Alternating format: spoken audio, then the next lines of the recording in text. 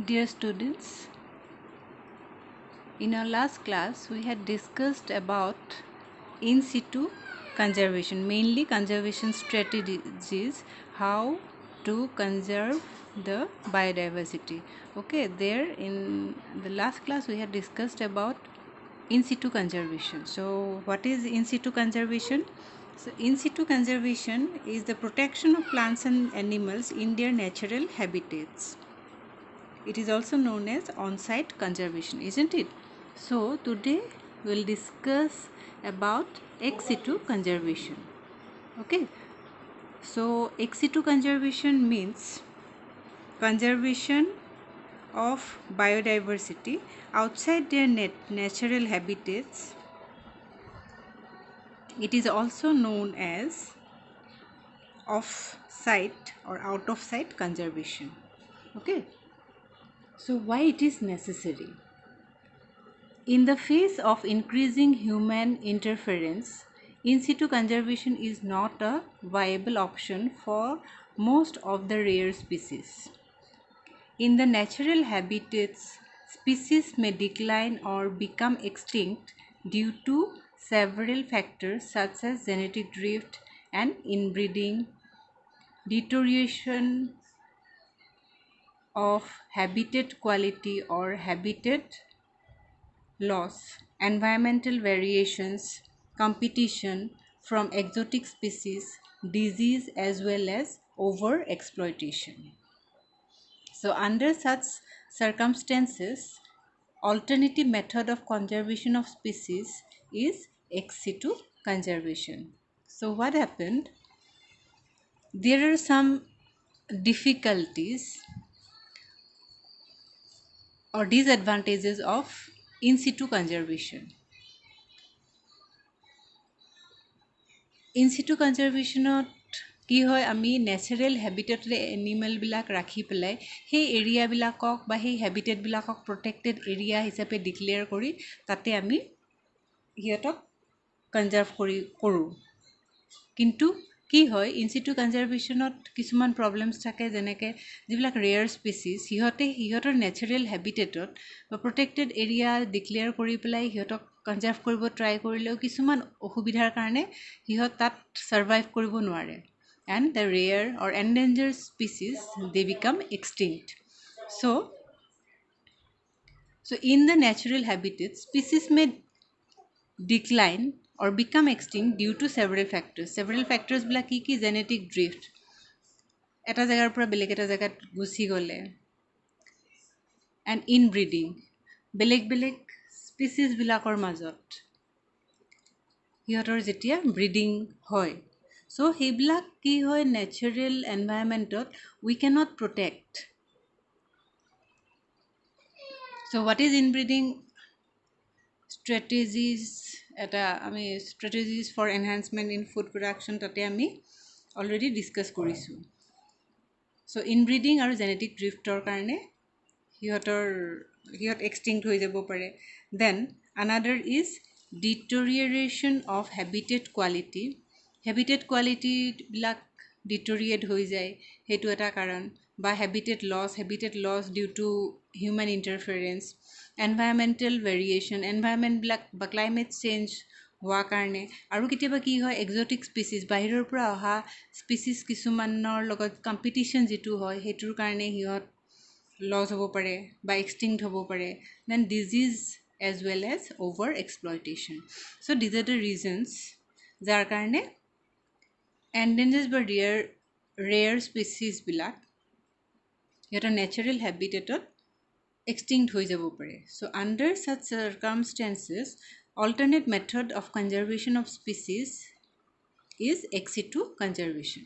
So ex situ conservation হৈছে alternative method য'ত natural হেবিটেটত নাৰাখি আৰ্টিফিচিয়েলি কিছুমান হেবিটেট ক্ৰিয়েট কৰি পেলাই তাতে আমি এনিমেলবিলাক কনজাৰ্ভ কৰোঁ। Ex situ conservation includes the following. Number 1, sacred plants and home gardens, seed banks, field gene bank, cryopreservation, then botanical garden, arboreta, zoological gardens, aquaria, etc. এতিয়া মই কৈছোঁ sacred plants. What are sacred plants? Some endangered species of plants have been declared sacred.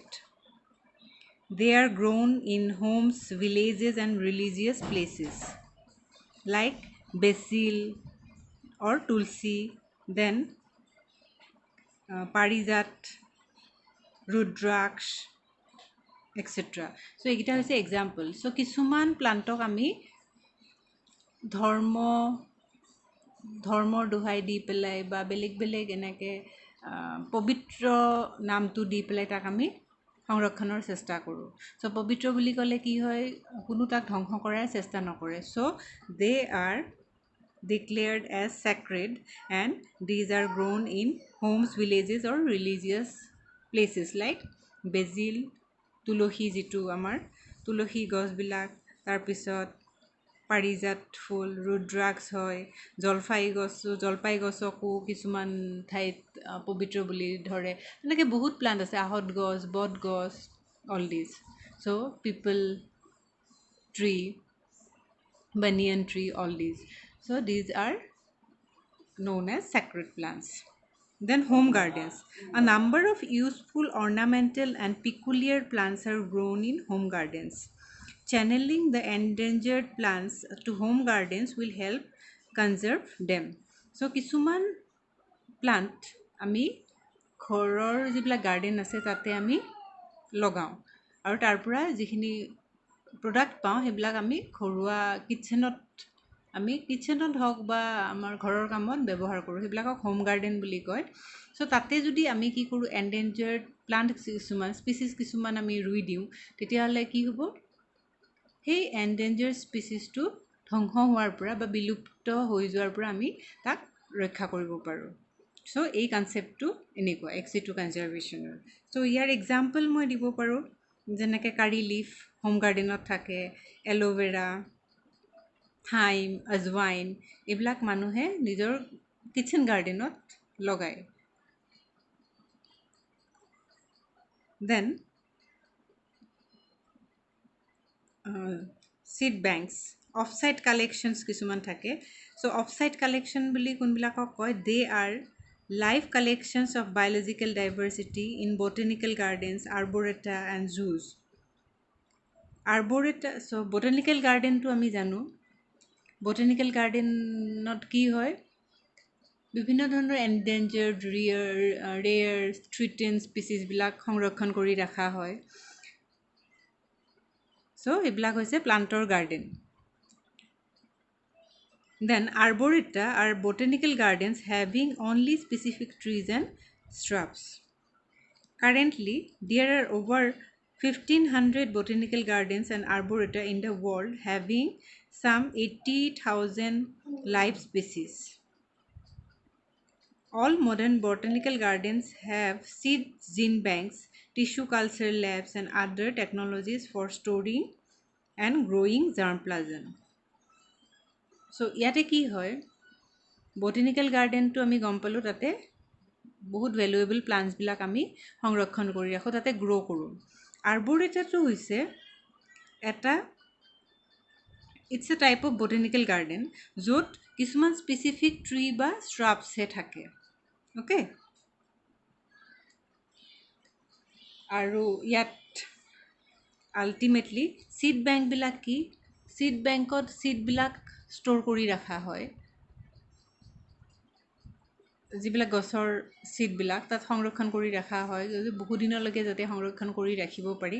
চ' সেইবিলাক কিছুমান technique apply কৰি পেলাই সেই seed বেংকবিলাকত সংৰক্ষণ কৰি থকা হয়. চ' এটা প্ৰচেছ আছে জাৰ্ম প্লাজম প্ৰিজাৰ্ভেশ্যন অৰ কনজাৰ্ভেশ্যন, সেইটো মই ক'ম পিছত.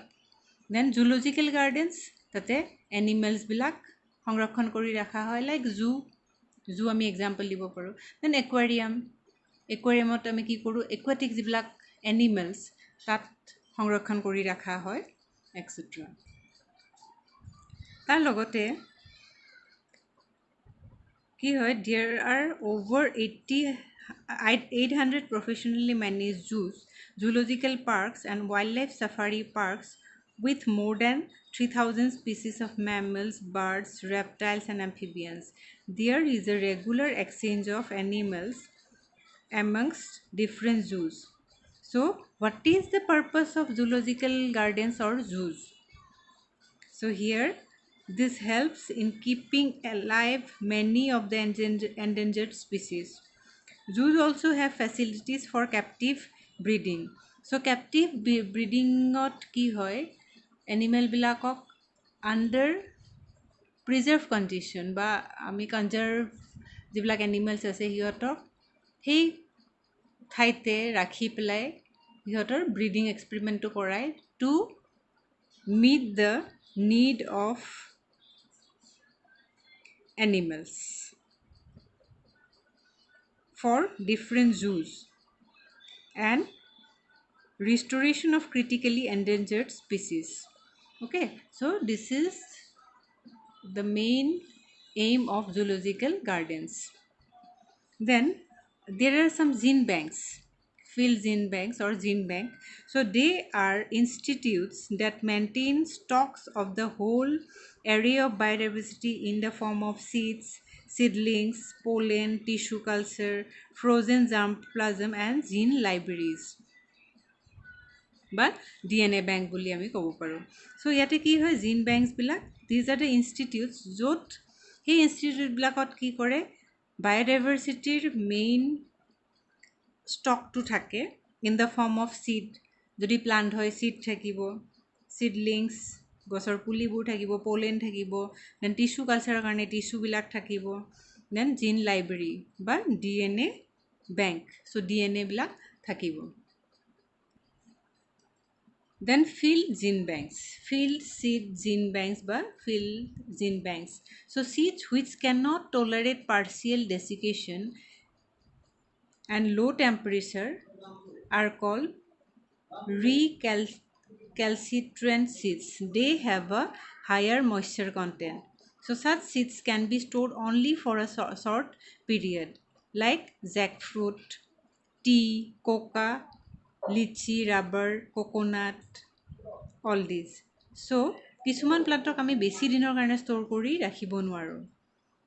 চ' সেইবিলাকক কি কৰে the endangered species and various varieties of such plants are grown in orchards for their conservation. So এনেকুৱা ধৰণৰ প্লান্টবিলাকক কি কৰে সিহঁতক এখন বেলেগ গাৰ্ডেন বনাই পেলাই ফলৰ গাৰ্ডেন হওক বা ফুলৰ গাৰ্ডেন হওক তেনেকুৱা এখন বনাই পেলাই সিহঁতক তাতে প্ৰিজাৰ্ভ কৰি ৰাখে, তাতে গ্ৰ' কৰিব দিয়া হয়. Therefore, tissue culture and cryopreservation are used for them. আৰু সিহঁতৰ কাৰণে আন কিছুমান মেথড আছে যাক টিচু কালচাৰ বা ক্ৰায়'প্ৰিজাৰ্ভেশ্যন বুলি কয়. চ' টিচু কালচাৰটো আমি আগতে পঢ়িছোঁ কি হয় tissue culture. So' it is an in vitro technique of growing cells, tissues and organ on artificial medium under controlled aseptic conditions. চ' ইয়াতে কি হয় এটা প্লান্টৰ পৰা টিচু লৈ পেলাই অলপমান টিচু লৈ পেলাই সিহঁতক ইন ভিট্ৰ' গ্ৰ' কৰায় লেবৰেটৰী কণ্ডিশ্যনত. ইন ভিট্ৰ' মানে লেবৰেটৰী কণ্ডিশ্যনত তাক গ্ৰ' কৰায়, সেইখিনিৰ পৰা বেলেগ এটা প্লান্ট গ্ৰ' কৰোৱা হয়. চ' দিছ ইজ টিচু কালচাৰ. আৰু ক্ৰায়'প্ৰিজাৰ্ভেশ্যনটো হৈছে it is a mode of in vitro' conservation in which gametes, tissues, organs, embryo, seeds, etc. are stored at very low temperature like -196 degree centigrade. So this is the temperature of liquid nitrogen. So cryopreservation technique কি কৰিব বহুত ঠাণ্ডা মানে -196 বা -190 degree চেলচিয়াছৰ তলত বিভিন্ন মানে স্পাৰ্মছবিলাক বা চিডছবিলাক গছৰ চিডছবিলাক জিন্সবিলাক এইবিলাক ষ্ট'ৰ বা প্ৰিজাৰ্ভ কৰি ৰখা হয়. চ' এইটো কিহত কৰে আণ্ডাৰ লিকুইড নাইট্ৰজেন. চ' লিকুইড নাইট্ৰজেনৰ টেম্পাৰেচাৰটো বহুত কম হয় আৰু সেইবোৰ এই টেম্পাৰেচাৰটোত বহুত দিনলৈকে প্ৰিজাৰ্ভ কৰি ৰাখিব পাৰি. So' these are the techniques which are applied in ex situ conservation. Okay, so